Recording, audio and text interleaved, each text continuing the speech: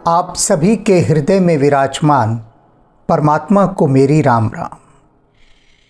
पक्षीराज गरुड़ ने काकभूषणी जी से पूछा था, प्रथम ही कहूँ हूँ नाथ मति धीरा, सबते दुर्लभ कवन शरीरा। कि हे नाथ, मेरे 7 प्रश्नों में से आप सबसे पहले इस प्रश्न का उत्तर दीजिए कि कौन सा शरीर सर्वोत्तम है।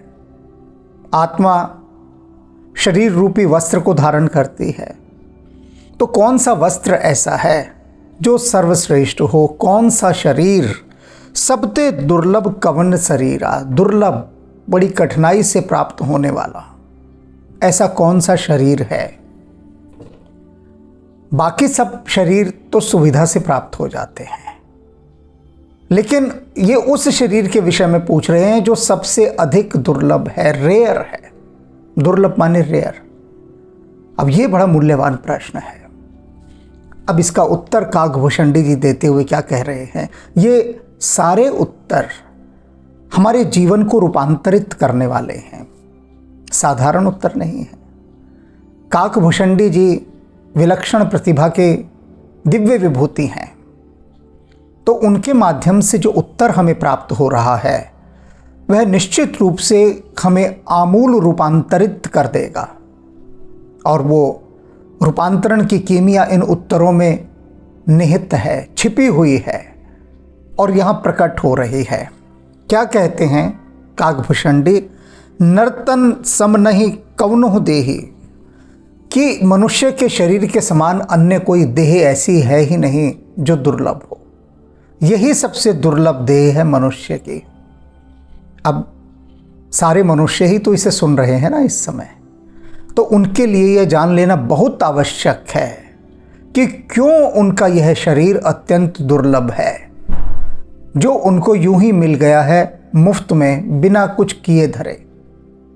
क्योंकि पता नहीं, किया धरा तो होगा बहुत कुछ पूर्व जन्मों में, पूर्व कालों में, लेकिन उसका स्मरण नहीं। अब उन्हें मिल गया यह दुर्लभ शरीर, लेकिन इस दुर्लभ शरीर की उपयोगिता क्या वास्तव में सार्थक हो पा रही है? पर यह क्यों दुर्लभ है, इस पर बात होगी। जीव चराचर जाचत ते ही। काकभूषणी कह रहे हैं कि जितने भी इस चराचर जड़ चेतन जगत में जो भी कुछ है, जितने भी जीवात्माएं हैं, वे सभी जाचत जे ही, इसी की जाजत ते ही, इसी की कामना करती हैं, इसकी याचना करती हैं। जाचत माने याचना, भीख मांगती हैं, याचना करती हैं। सारी जीवात्माएं किस बात की याचना करती हैं? कि हमें बस ये मनुष्य का दुर्लभ शरीर प्राप्त हो जाए। सभी, और उस सभी में सभी योनियां आ गई। देव योनि भी आ गई, प्रेत योनि भी आ गई, पिशाच योनि भी आ गई, अन्य जितनी प्रकार की समस्त जितनी भी योनियां हैं, उनके अंदर जो जीवात्माएं हैं वे एक ही कामना करती हैं कि किसी प्रकार से मनुष्य का शरीर मिल जाए। उसकी याचना करती हैं बारंबार प्रभु से। नरक स्वर्ग अपवर्ग निसेनी, निसेनी, निसेनी माने सीढ़ी। क्यों याचना करती हैं, क्यों मांगती हैं? क्योंकि जो मनुष्य का शरीर है ना, ये नरक स्वर्ग अपवर्ग इन तीनों स्थानों पर ले जाने की सीढ़ी है। पहले तो ये जान लीजिए कि मनुष्य का शरीर, ये जो दुर्लभ शरीर क्यों कहा गया। इस धरती पर जितनी भी व्यवस्था की प्रकृति ने, यदि ध्यान से देखें तो वो सब मनुष्य के चारों तरफ घूमने वाली वस्तुओं की है। यानी जो सभी वस्तुएं मनुष्य की चारों तरफ परिक्रमा लगा रही हैं। ऐसा स्पष्ट दिखाई देता है कि जितने भी पशु पक्षी इत्यादि प्रकृति ने बनाए, वे सभी मनुष्य की सुविधा के लिए, उसकी सेवा के लिए बनाए हैं। प्राचीन काल से देखा आपने, घोड़े, गाय, जितने भी प्रकार के पशु हैं, कुत्ता, बिल्ली, ऊंट, बैल, हाथी, ये सभी मनुष्य की सेवा में रत हैं। सभी। कुछ की बुद्धि की इस समय खुजलाहट कह रही होगी, सेवा में क्या? उनको तो मनुष्य ने अपना गुलाम बनाया है और गुलाम बनाकर उनसे अपनी सेवा करवाई जा रही है। लेकिन यदि ध्यान से देखें तो पाएंगे कि प्रत्येक पशु पक्षी मनुष्य के संरक्षण में आकर, मनुष्य की शरण में आकर स्वयं को कितना सुरक्षित अनुभव करता है। एक धैर्य का, एक संतुष्टि का उसको आभास होता है, अनुभूति होती है। प्रत्येक पशु को कितना प्यार पाता है वो मनुष्य के पास आके, अपने आप को सुरक्षित और संरक्षित अनुभव करता है। आप देख लीजिए, आप थोड़ा भी अपने आसपास दृष्टि डालें तो सारे पशु पक्षी इत्यादि मनुष्य की गोद में सब विश्राम पाना चाहते हैं, क्योंकि वो प्रेम बरसाता है, प्रेम बरसाता है। पशुओं के जितने भी अपने नाते रिश्तेदार होते हैं, संबंधी होते हैं, और कौन होगा? पुत्र होगा, पति होगा, पत्नी होगी, तो उसके बाद थोड़े समय के बाद सब बिछुड़ जाते हैं और किसी को किसी की याद भी नहीं आती, ध्यान भी नहीं रहता। कभी देखा है आपने? कुत्ता मैं लेता हूं जो सबसे निकट है मनुष्य के, लगभग सभी कुत्ते बिल्लियों को पालते हैं। कभी किसी ने देखा है कि कोई कुत्ता या कुतिया अपने बच्चों को लेकर चिंतित रहा हो कि कहाँ गए उनके बच्चे, उनको उन्होंने प्यार देना है, दुलार देना है? कहीं नहीं होता, बल्कि वे स्वयं मनुष्य की गोद में आके बड़ा प्रेम पाते हैं। और मनुष्य यदि उनसे दूर चला जाए, जिन लोगों ने कुत्ते बिल्ली पाले हुए हैं, यदि वो 1 सप्ताह के लिए, 1 महीने के लिए दूर चले जाएं और उसके बाद जब लौट कर आते हैं तो देखिए उनके वो पालतू पशु, वो कुत्ती बिल्ली किस प्रकार से आनंदित होकर रोते हैं और उनसे चिपट चिपट जाते हैं। क्यों? क्योंकि मनुष्य का जो दुर्लभ शरीर है ना, ये प्रेम का सागर है, प्रेम का सागर। सभी पशु पक्षी ये पाते हैं कि ये एक ऐसा जीव है जो हमें बहुत प्रेम करता है, और प्रेम की अनुभूति वो मनुष्य से पाते हैं। तो पहला तत्व जो मनुष्य तन के दुर्लभ होने का है वह यह है कि इसके अंदर जो प्रेम है वह चिरस्थायी है। इसके भीतर एक ऐसे प्रेम की शक्ति है। मनुष्य का ही प्रेम पाकर ये फसलें, ये वृक्ष और अधिक लहलहाते हैं और अधिक समृद्ध होते हैं और अधिक फल फूल इत्यादि की वर्षा करते हैं, मनुष्य का प्रेम पाकर। क्योंकि इसके प्रेम की जो ऊर्जा है ना, वो पूरे वायुमंडल में तरंगायित होती है, पूरे वायुमंडल में। इसकी अभी गुणों की बात कर रहे हैं हम, गुणों की, कि जिस कारण से ये दुर्लभ देह है। जितने भी आविष्कार हुए किसने किए? मनुष्य ने किए ना। अब ये जो आप इस समय ये कार्यक्रम देख रहे हैं, ये किससे रिकॉर्ड हो रहा है? कैमरे से, और विभिन्न प्रकार के यंत्र उपकरण लगे हुए हैं इसको रिकॉर्ड करने में। फिर इसको प्रसारित किया जाएगा। कौन कर रहा है ये? किसका योगदान है? ये सब मनुष्य का।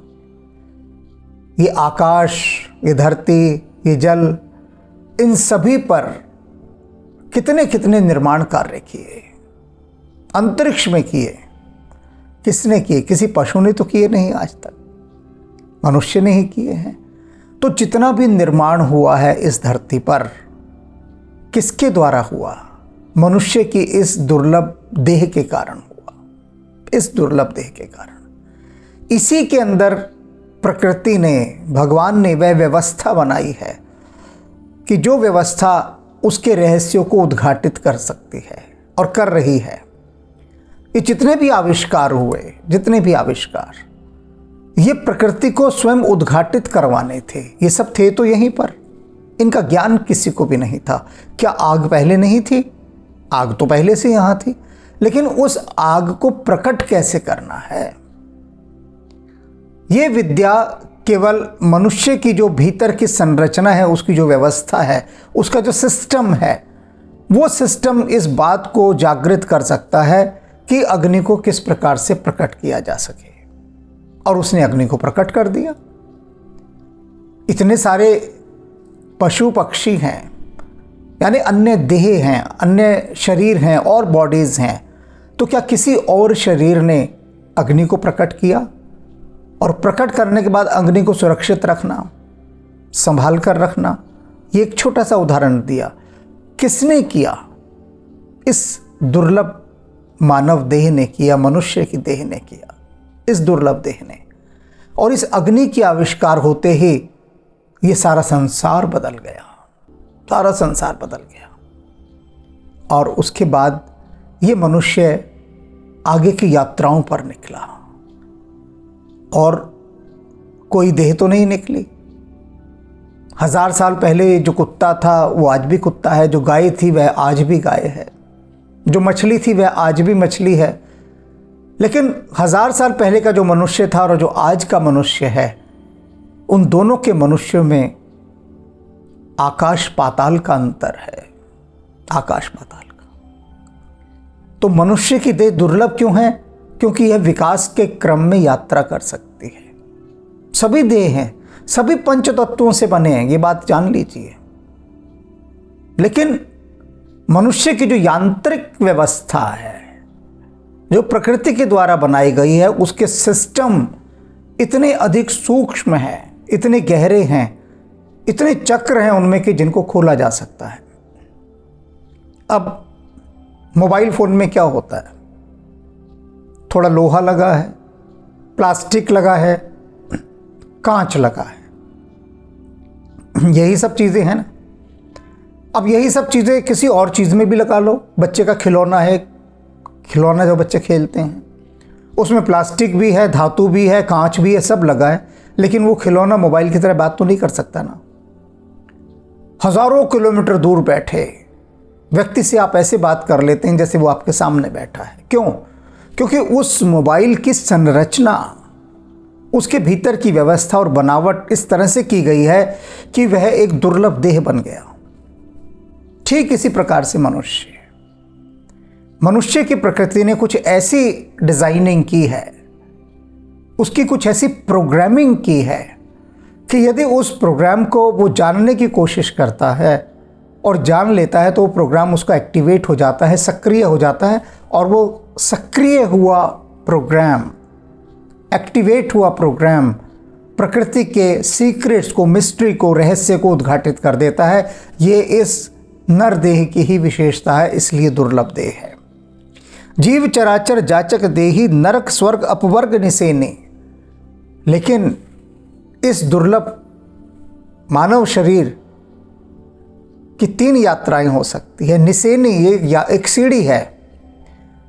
ये शरीर परमात्मा ने एक सीढ़ी की तरह मनुष्य को दिया और कहा कि ले ये सीढ़ी, और इस सीढ़ी से तू नरक भी जा सकता है। सब जगह जाने की ये सीढ़ी है। रसातल, रसातल माने इस धरती के नीचे जाके जहां नरक है, नीचे गिरना, पतन होना। मनुष्य का शरीर इतने बुरे से बुरे काम कर सकता है और उसने किए हैं कि संसार के सज्जन कहते हैं कि राक्षस भी इसके आगे लज्जित हो जाएं, ये इतने बुरे कर्म इसने किए हैं। तो बुरे कर्मों में ये जो देह है, इसके सारे प्रोग्राम हैं अंदर कि बुरे से बुरा भी बन सकता है, नरक में भी जा सकता है। एक सीढ़ी दे दी इस शरीर के रूप में कि जा भाई, देखा होगा वे भी मनुष्य हैं आसपास जो कितने नृशंस होते हैं, क्रूर होते हैं, जो निरपराध निरीह हत्याएं करते हैं, मारते हैं लोगों को। उनका लक्ष्य ही लोगों को मारना है, बेकसूरों को, बेजुबानों को, उनको मारना। हिंसा में ही उनका आनंद है। अर्थात जो मनुष्य हिंसक हो गए, क्रूर हो गए, नृशंस हो गए, आतताई हो गए, वे नरक के द्वार में चले जाते हैं, नरक में जाकर गिर जाते हैं। उनका इतना पतन होता है। यही वो दुर्लभ देह है जो नरक की ओर ले जाने की भी सीढ़ी है, वो भी रास्ता है इसका। नरक, स्वर्ग, और स्वर्ग में ले जाने वाली भी यही देह है, मानव देह। अब स्वर्ग में का क्या मतलब है? जहाँ सारी सुविधाएं हों। 5 स्टार होटल में आप गए होंगे, नहीं गए हो तो जाके देख लीजिए। ऐसा लगता है कि जैसे किसी स्वर्ग में आ गए हों। सारी सुविधाएं, हर प्रकार का सम्मान, सब कुछ उपलब्ध है वहाँ पर। जलवायु का कोई प्रभाव नहीं, खुशबूदार वातावरण, सब कुछ। एक उदाहरण दिया है मैंने। हर तरह की सुविधाएं मनुष्य ने कर दी। स्वर्ग के समान इस संसार को बना दिया। ये देह स्वर्ग को भी प्राप्त कर सकती है। स्वर्ग माने क्या? सुविधाओं से भरा जीवन।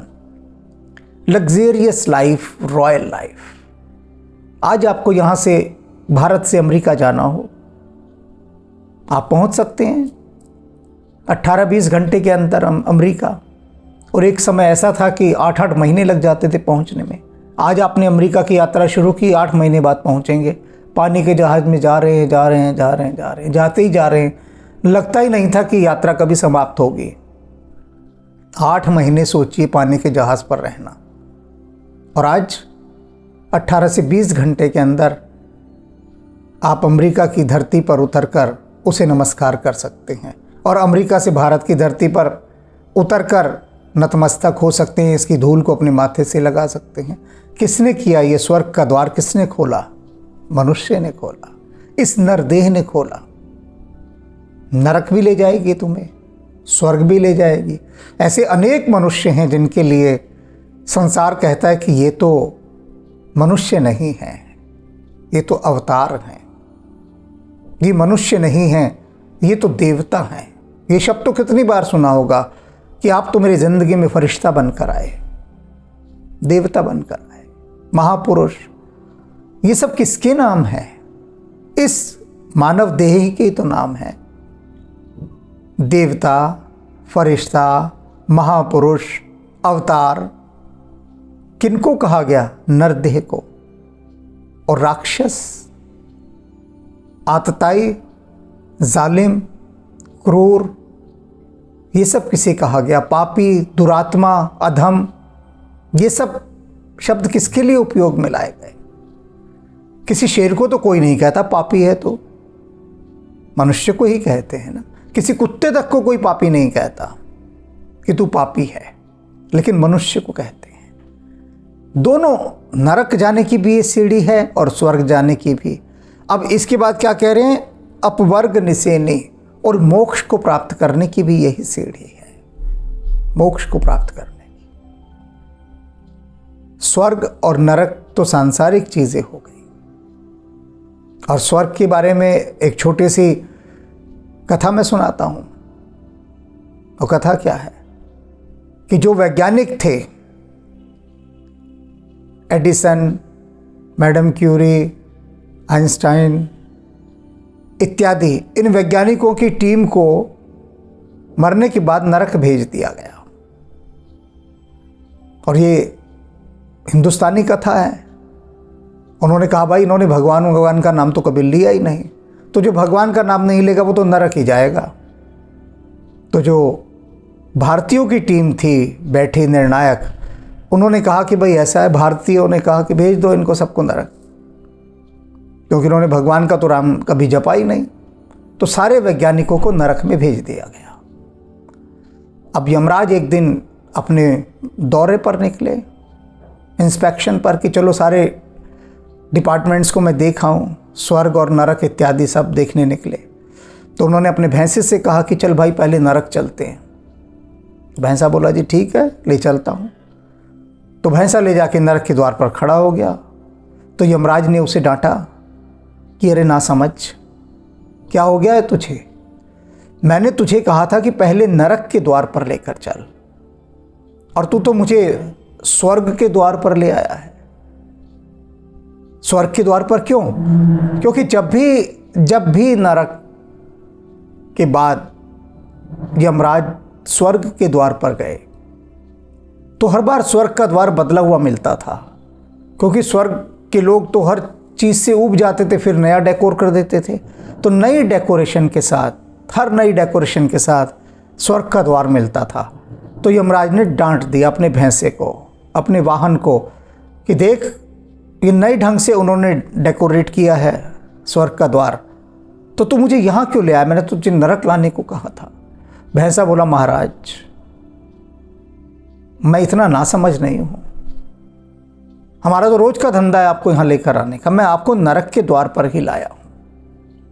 यमराज ने कहा ये हो ही नहीं सकता, ये नरक का द्वार हो ही नहीं सकता। तो उसने कहा आप उतर के अंदर जाके पूछ लीजिए। तो यमराज अंदर गए तो देखा कि नरक के द्वारपाल वो भी अलग से दिखाई दे रहे थे। अंदर जाकर देखा नरक के अंदर, तो वो तो चकित रह गए। क्या फव्वारे लगे हुए, क्या सड़कें बनी हुई, क्या सुंदर सुंदर भवन बने हुए, फूलों और फलों से लदे वृक्ष, जिसे देखो वही आनंद मना रहा है, नाच गाना चल रहा है, सब कुछ एक से एक बढ़कर सुविधाएं। अब यमराज तो चकरा गई बुद्धि, सिर खुजलाने लगे, सोचने लगे कि अगर ये नरक है तो प्रत्येक इस नरक में आने का अभिलाषी होगा, तो मैं फिर करूंगा क्या? नरक किसको भेजूंगा मैं? अगर नरक इतना सुंदर है तो पता किया भाई ये चक्कर क्या है, क्या माजरा है। तो जो नरक का सुपरिटेंडेंट था उसने कहा, महाराज ये सारी गलती आपकी है। यमराज चौंके, मेरी गलती? बोला हाँ महाराज आपकी गलती, आपने ये वैज्ञानिकों की टीम नरक में भेज दी। अब ये खाली बैठने वाले तो थे नहीं, इन्होंने इस नरक को भी स्वर्ग से भी अधिक सुंदर बना दिया। तो अगर नरक की रक्षा करनी है, इसे नारकीय ही रखना है, इसकी दुर्गति ही रखनी है, तो इस वैज्ञानिकों को फौरन यहां से ले जाओ और स्वर्ग में शिफ्ट करो इनको। इन्होंने तो सारा नरक ही बदल दिया। तो ये मनुष्य के शरीर की शक्ति है। ये जितने वैज्ञानिक हुए, जितने वैज्ञानिक, चाहे साधनों के हुए या मन के हुए, ऋषि मुनि जितने भी थे, जितने भी ऋषि मुनि, वो मन के वैज्ञानिक थे। और जिन्होंने आविष्कार किए साधनों के, वे तन के वैज्ञानिक थे। ये दोनों वैज्ञानिक हैं। तो ये मनुष्य का जो शरीर है, काकभूषण जी कह रहे हैं, ये एक ऐसी सीढ़ी है जो आपको नरक और स्वर्ग दोनों जगह ले जा सकता है, और मोक्ष अपवर्ग भी। अर्थात उस स्थान पर जिस स्थान से हम आए हैं, मूल स्रोत, उसी में जाकर बूंद समुद्र समाना। इसमें वह कला भी है कि ये जिस मूल शक्ति से आया है उसी मूल शक्ति में स्वयं को लौटा भी सकता है, समा भी सकता है। ये ऐसी उड़ान भर सकता है, ऐसी उड़ान। और बाहरी उड़ान इसका प्रतीक है। चंद्रमा तक पहुंच गया ये। कोई सोच सकता है कभी कि जो मनुष्य बैलगाड़ियों पर चलता था वह चंद्रमा पर पहुंचेगा, मंगल पर पहुंचेगा, बृहस्पति पर पहुंचेगा, शनि पर पहुंचेगा, और अब तो सूर्य तक जाने की इसकी तैयारी हो गई है। अर्थात ये बाहरी प्रगति इसने कितनी कर ली, तो जो भीतरी प्रगति है उसकी उड़ान वो मोक्ष पर जाकर मोक्ष प्राप्त कर सकता है। ये दुर्लभ देह है। तो इस दुर्लभ देह की यहाँ पर विशेषताएं बताई गई हैं। लेकिन मनुष्य, सभी मनुष्य इसे सुन रहे हैं, सभी सुन रहे हैं। कुत्ते बिल्ली तो सुनेंगे नहीं, गाय भैंस तो सुनेगी नहीं, ऊंट भैंसा तो सुनेंगे नहीं, मनुष्य सुन रहे हैं। अब मनुष्य सोचें जरा कि उन्होंने ये जो यंत्र दिया परमात्मा ने, जिसे दुर्लभ यंत्र कहा गया, इस दुर्लभ यंत्र से उन्होंने अपने भीतर कौन कौन से आविष्कार किए, अपने कौन कौन से सिस्टम को उन्होंने एक्टिवेट किया।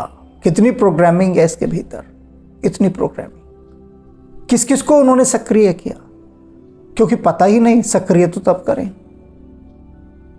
ओशो एक कहानी सुनाते हैं कि एक अफ्रीका के जंगलों में वैज्ञानिकों का एक दल गया, हेलीकॉप्टर लेके वो उतरा, जांच कर रहा था, तो जंगली जानवर उन वैज्ञानिकों को खा गए। अब हेलीकॉप्टर वहीं का वहीं खड़ा। बहुत खोजबीन की गई, नहीं मिला। फिर कुछ महीनों बाद एक खोजी दल ने उसको खोज लिया, हेलीकॉप्टर को, और उन्होंने क्या देखा कि आदिवासी लोग उस हेलीकॉप्टर के अंदर अपनी लकड़ियां वगैरह डालकर उसको गधे घोड़ों से खींचते हुए लेके जा रहे हैं। उसको बैलगाड़ी की तरह इस्तेमाल कर रहे थे। हेलीकॉप्टर को खींचते थे, उसमें सामान रख देते थे अंदर और खींचते थे। तो जो द्विभाषिया था उसने उन आदिवासियों को बताया कि तुम जानते हो जिसका इस्तेमाल तुम बैलगाड़ी की तरह कर रहे हो, ये एक महान पक्षी है जो आकाश में उड़ सकता है, ये ऐसा शरीर है ये। तो आदिवासी तो बड़ा हंसे और उन्होंने उस द्विभाषी को कहा कि तू पागल है क्या, ये इतना भारी शरीर, इतनी भारी देह भला पक्षियों की तरह आकाश में थोड़ी ना उड़ सकती है। तो उन्होंने कहा ठहरो अभी दिखाते हैं। तो जो साथ में टीम आई थी उन्होंने थोड़ा उसको ठीक ठाक किया, झाड़ धूल धुआंस जो लगी थी सब झाड़ी और उसको स्टार्ट किया, और वो हेलीकॉप्टर को लेकर उड़ गए। और वो आदिवासी देखते रह गए धरती पे झुके, नमस्कार किया उसे, लेट लेट कर नमस्कार कर रहे थे कि हमारे पास तो देवता था, हमने तो उसे पहचाना ही नहीं। तो ये हेलीकॉप्टर क्या है? ये हेलीकॉप्टर हमारा शरीर ही है, जो ऐसे स्थान पर उतर गया है कि जिसके बारे में लोग कोई जानते ही नहीं। मनुष्य को ही खुद अपने शरीर की विशेषताएं नहीं मालूम कि ये उड़ सकता है, उड़ान पर जा सकता है। वे अभी भी अपने शरीर का इस्तेमाल बैलगाड़ी की तरह ले रहे हैं, छोटी छोटी सी बातों पर, छोटे छोटे से मनोविकारों पर, बुराइयों पर, दोषों पर, उन्हीं पर इनकी सारी चेतना अटकी है, अर्थात बैलगाड़ी बने हुए हैं। जबकि ये कितनी आकाशीय ऊंचाइयों पर उड़ सकता है, लेकिन बोध नहीं, बिल्कुल भी बोध नहीं। लोग कहेंगे कि हमें पता ही ये सब बातें, लेकिन वो सिर्फ पता होने तक ही हैं, सिर्फ पता होने तक ही। पता होने से कोई काम नहीं हो जाता। पता होता है कि यहां से अगर इतने किलोमीटर की गति से हम इतनी दूरी तय करेंगे तो इतना समय लगेगा, ये पता होना है। लेकिन जब तक पैदल यात्रा नहीं करते आप, या किसी भी वाहन से यात्रा नहीं करते, या यात्रा आरंभ ही नहीं करते, तो यात्रा पूरी थोड़ी ना होगी। पता होने से यात्रा नहीं हो जाती, यात्रा करनी पड़ती है। तो इसी प्रकार से ये पता होना कि ये मानव देह दुर्लभ है, सबको पता है, सब कहते हैं, क्योंकि शास्त्रों ने इन बातों को इतना प्रक्षेपित किया है, इतना फैलाया है चारों तरफ कि बच्चा बच्चा भी जानता है इस वाक्य को कि मनुष्य की देह दुर्लभ है। लेकिन क्यों दुर्लभ है, उसके उन दुर्लभ तत्वों को उजागर कौन कर पाता है? नरक स्वर्ग अपवर्ग निसेनी, ज्ञान विराग भक्ति शुभ देनी। और कैसी है ये मानव देह? ज्ञान, वैराग्य और भक्ति को देने वाली है। बताया ना अभी, कितना ज्ञान देती है, कितना ज्ञान है इस धरती पर। जितना भी ज्ञान है, ये बहुमंजिलीय इमारतें, ये बड़े बड़े जलयान, वायुयान, ये कंप्यूटर, ये सुपर कंप्यूटर, ये चिकित्सा पद्धतियाँ, ये सब क्या हैं? ये ज्ञान की देन है। तो ये जो शुभ देही कह रहे हैं कि शुभ देने, ये जो देह है ये शुभ को देती है, कितना सारा शुभ देती है, विराग वैराग्य देती है। अब कितने लोग हैं जो पशुओं को मारते हैं, और कितने लोग हैं जो वैराग्य से भरे हुए हैं, जो पशुओं की सेवा करते हैं। देखे होंगे आपने किस किस प्रकार से पशुओं की रक्षा कर रहे हैं, उनको प्रेम कर रहे हैं, उनकी सेवा शुश्रूषा कर रहे हैं। मनुष्य ही तो है वो मनुष्य ही तो है जो धन का लोभ त्याग कर पूरे संसार के कल्याण के लिए कार्य कर रहे हैं। भक्ति शुभ देने और शुभ भक्ति को प्रदान करती है। में जितने भी भक्त हुए आज तक, कौन थे? मनुष्य ही तो थे, नर देही तो थी, मनुष्य की देह तो थी। जितने भी संत हुए, भक्त हुए, और जितने भी राक्षस हुए, अत्याचारी हुए, वे सब भी तो मनुष्य ही थे। लेकिन वास्तव में ये जो देह है ये शुभ को देने के लिए बनी है। किंतु यदि कोई नरक की ओर भी इससे जाना चाहे तो जा सकता है, पूर्ण स्वतंत्रता है। पशु को पशु क्यों कहा गया? पशु माने जो पाश में बंधा हुआ है। पशु शब्द पाश से आया है। पाश कहते हैं रस्सी को, जो बंधा हुआ है वो पशु है। और इसीलिए सभी पशु हैं, मनुष्य को पशु नहीं कहते, उसको मनुष्य नाम दे दिया गया। यदि वैज्ञानिक भाषा में कहा जाए तो ये कहा जाएगा man is a social animal. Animal कहा जाता है, यह एक सामाजिक प्राणी है।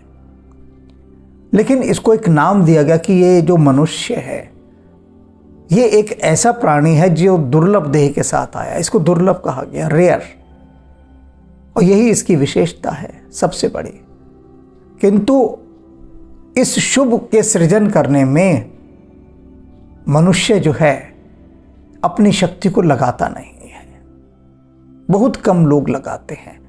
पूरे संसार में देखो, अधिकांश दुर्लभ देह पाए हुए जितने भी ये मनुष्य हैं, अधिकांश वे ज़्यादातर संसार का अहित करने में लगे हुए हैं। जबकि ये शुभ को देने वाली है ये जो देह है, सो तन धरी हरि भजन ही न जे नर। लेकिन इस तन को धारण करने के बाद जो भी मनुष्य हरि का भजन नहीं करते, परमात्मा का भजन नहीं करते। परमात्मा का भजन क्या है? परमात्मा का भजन वो म्यूज़िक है, वो साउंड है, वो ध्वनि है कि जिसके माध्यम से इसके वो जो चक्र हैं जिनमें सारा ज्ञान, विज्ञान, भक्ति छिपी है, वे सक्रिय होते हैं, एक्टिवेट होते हैं। वो देखा है ना सपेरे को, सपेरा अपनी पिटारी को खोलता है, वो जो पिटारा होता है, टोकरी, बांस की टोकरी, उसका ढक्कन खोलता है, उसमें सांप लेटा सोया होता है, तो वो बीन बजा बजा कर उसे जगाता है, बीन बजा बजा कर। अब ये जो बीन है, उस बीन की स्वर लहरी को सुनकर बहुत सारे लोग अपने दिमाग में ये लगाए होंगे इस समय कि सांप के तो कान ही नहीं होते, वो तो सुन ही नहीं सकता। सब सुन सकता है, सब सुन सकता है। ये हमें दिखाई देता है कि कान नहीं है, लेकिन सबके सुनने के अपने अपने स्केल होते हैं, मापदंड होते हैं। तो जो बीन की ध्वनि है वो सांप को जगाती है, कुछ और थोड़ी ना रखते हैं। कोई ड्रम, कोई बैंड बाजा, नगाड़े सांप को जगाने के लिए, सांप को नचाने के लिए, सम्मोहित करने के लिए। बीन ही एक ऐसा इंस्ट्रूमेंट है, बीन। तो ये जो हरि भक्ति है, यही एक ऐसी तरंगे हैं, इनसे ऐसी वाइब्रेशन निकलती है कि मनुष्य के भीतर के द्वार खुलने आरंभ हो जाते हैं। एक संगीत है, इसको संगीत की तरह लिया जाए। तरंगों यानी रिमोट, आप हर एक रिमोट से हर एक को नहीं खोल सकते। आपके कार का रिमोट है, उसकी चाबी है, तो आप अपनी कार के रिमोट से दूसरी कार को नहीं खोल सकते हैं। उसकी तरंगे उसी को पकड़ेंगी। आपकी कंपनी के टीवी का रिमोट दूसरे में नहीं चलेगा। तो सभी के रिमोट की तरंगे अलग अलग हैं। इसी तरह से मनुष्य के शरीर के अंदर जो छिपे हुए ज्ञान के खजाने हैं, रहस्य हैं, उनको जगाने के लिए जो संगीत चाहिए, जो रिमोट की तरंगे चाहिए, वो प्रभु की भक्ति है। सो तन धर हरि भजन न जे नर। जो मनुष्य इस शरीर को पाकर भी प्रभु का भजन नहीं करते हैं, होई विषयरत मंद मंद तर। और वे वो क्या हो जाते हैं? और होई ही विषयरत, विषय में रत हो जाते हैं। और जो विषय में रत हैं, मंद मंद तर, और धीरे धीरे उन्हीं विषयों में वो अनुरक्त होते जाते हैं, डूबते जाते हैं, उस दलदल में गिरते जाते हैं विषय वासना के। इस देह को पाकर भी हरि का भजन नहीं किया, भक्ति मार्ग पर नहीं बढ़े, तो फिर किस मार्ग पर बढ़ेंगे? भक्ति मार्ग पर नहीं बढ़े। दो ही मार्ग है, विषय वासनाओं का या भक्ति का। अब फिर मनुष्य का जो मन है वो विषय वासनाओं की ओर बढ़ता है। भक्ति का मार्ग तो त्याग दिया, नहीं बढ़ा। अब जब विषय वासनाओं की ओर बढ़ा तो धीरे धीरे उसके दलदल में वो धंसता ही जाता है, धंसता ही जाता है, धंसता ही जाता है, और उसी में धंसकर वह नरकगामी हो जाता है, नरक को प्राप्त होता है। ये मनुष्य इतना अभागा भी हो सकता है कि क्या करता है? कांच किरच बदले ले लेही, करते डार परस मन देही। ये अपने हाथ से, कर से उस पारसमणि को, जो राम की भक्ति रूपी पारसमणि है, उसे तो फेंक देता है। और क्या करता है? कांच के टुकड़े उठा लेता है। ये जो विषय वासनाएं हैं, ये कांच के टुकड़े हैं। और ये अभागा मनुष्य क्या करता है? हाथ में पारसमणि है, पारसमणि को छोड़कर और किसे उठा लेगा? कांच के टुकड़ों को, यानी जो निकृष्ट पदार्थ हैं उसका चयन करता है। मैं एक चुटकुला किसी ने मुझे भेजा कि एक व्यक्ति तपस्या कर रहा था, और तपस्या करते करते भगवान शिव प्रकट हो गए। और भगवान शिव प्रकट हुए तो उन्होंने कहा कि भक्त, मैं तुझसे प्रसन्न हूँ, ले मैं तुझे अमृत देता हूँ, अमृत का पान कर, तेरी भक्ति से प्रसन्न होकर। तो भक्त क्या कहता कि नहीं प्रभु, अभी हमने गुटखा खाया है, अभी हम ये अमृत नहीं ले सकते, आप रखिए अपना अमृत संभालिए, अभी गुटखा खाए हैं हम। अब यही बात यहाँ ये कह रहे हैं काकभूषण जी, कांच करंच बदले ले ले। किसके बदले कांच को पकड़ लेता है? पारसमणि के बदले। ये जो चिंतामणि है राम की भक्ति रूपी, यानी मणियों को छोड़कर कांच को पकड़ता है। इतने अच्छे, स्वादिष्ट और सात्विक पदार्थ हैं, लेकिन उनको छोड़कर मनुष्य किसे चुनता है? गुटखे को, बीड़ी सिगरेट को, अन्य नशीले पदार्थों को, उनका सेवन करता है। पूछो भाई, अरे तुम्हारे भीतर के सिस्टम में ये चीज़ें जाकर तुम्हें फ़ायदा देंगी या नुकसान देंगी? अपने ही सिस्टम को, अपनी ही फाइलों को खुद करप्ट करने में लगे हो। बड़ी हैरानी की बात। देखे होंगे अपने आसपास चारों तरफ लोगों के मुंह गुटकों से भरे हुए हैं, बात भी नहीं कर पाते। आधा थूक, लाल लाल थूक उनके कपड़ों पर भी गिरता है, सामने वाले के मुंह पर भी गिरता है बात जब करते हैं। और भाषा ऐसी विकृत हो चुकी होती है उनकी, देखो कैसे मुंह बना बना कर बोलेंगे कि वाक्य भी ठीक से सुनाई नहीं देता कि बोल क्या रहे हैं ये। और पूरा आसपास का वातावरण जिसे वो सुगंध कहते हैं, लेकिन उस गुटके की दुर्गंध से भरा होता है। मुंह भरे हैं गुटकों से, शरीर से दुर्गंध आ रही है बीड़ी के धुओं की। तो कितनी दुर्गति मनुष्य अपनी देह की करता है। देखा होगा कि शराब पीकर नालियों में पड़े हैं और कुत्ता उस पर मूत कर जा रहा है। मैंने बहुत बार देखा, गाँव में पड़ा है शराबी, गाँव की नालियाँ तो और गंदी होती हैं, भर से पड़ा है ज़मीन पर और कुत्ता उसके ऊपर मूत कर जा रहा है। ये देह है, और यह भी मनुष्य की देह है कि बैठा है वो, और लोग उनके चरणों की धूल ले लेकर जा रहे हैं, चरण की धूल अपने माथे पर लगा रहे हैं। वह भी मनुष्य और वह भी मनुष्य है। तो यहाँ जो बात कही है ना कि ये निसेनी, ये ऐसे है जो स्वर्ग और नरक दोनों जगह आपको ले जाएगी। ये देह, इसको हर जगह ले जाने की अथॉरिटी है। अब निर्भर हम पर करता है कि हम इस दुर्लभ देह को कहाँ ले जाना चाहते हैं, नरक में, स्वर्ग में, या स्वर्ग से भी बहुत आगे अपवर्ग में, उस परम धाम में, राम जी के धाम में। ये सब हम पर निर्भर करता है। तो पहले प्रश्न का उत्तर काकभूषणी जी ने कितना सार्थक और सौंदर्यमय दिया है। ये जो नर देह है ये सबसे दुर्लभ है, सबसे दुर्लभ।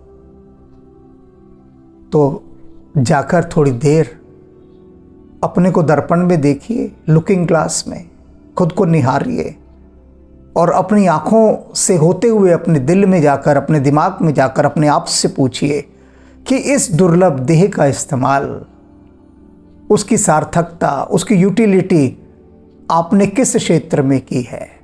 क्या अपने शरीर का उपयोग आपने नरक में जाने के लिए किया अथवा स्वर्ग में जाने के लिए किया? अपवर्ग की बात अभी हम करते ही नहीं हैं। पहले इन दोनों में से एक को तो चुन लो और अपने आप से ही पूछो। देखो, सबको अपने अपने बारे में पता है कि वो नरक की यात्रा पर है या स्वर्ग की।